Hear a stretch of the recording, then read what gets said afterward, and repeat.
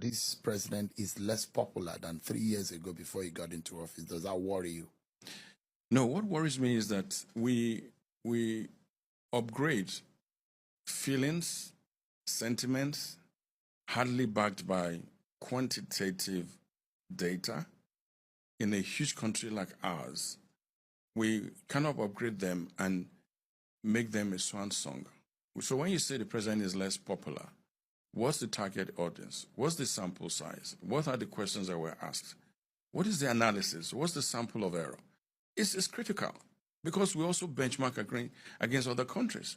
When they run the polls about President Trump, for instance, the CNN poll or the Al Jazeera poll that we see, there's a template, there's a standard.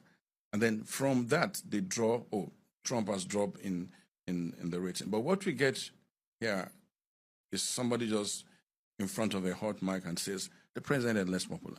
Let me tell you emphatically, because being a journalist, an investigative one at that, I move around a lot. I travel a lot.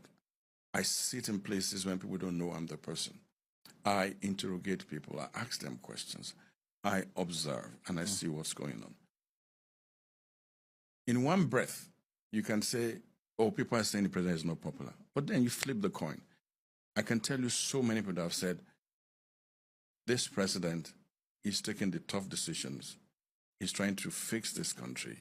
We know it's not going to be an easy journey, and we're ready to make necessary sacrifices.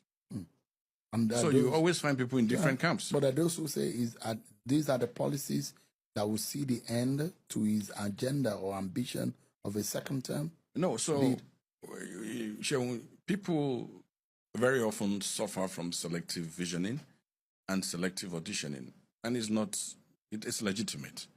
But again, when you deal with the government the size of our government, when you deal with a country with this size of population, Nigeria is a bellwether for Africa. You deal with the basic data about this country. You have to hunker down and trade on facts, not on sentiments. What are the policies we're talking about? You're talking about the removal of oil subsidy. Before the oil subsidy was removed, we were borrowing to pay for the subsidy. So when people talk about why is the money saved, we were actually borrowing to pay for that subsidy.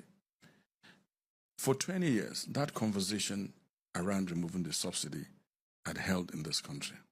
Every single presidential candidate in 2023 argued and justified the removal of subsidy. Even late President Buhari was convinced that he had to go. Then you had a president who comes to power and says, I remove this subsidy. So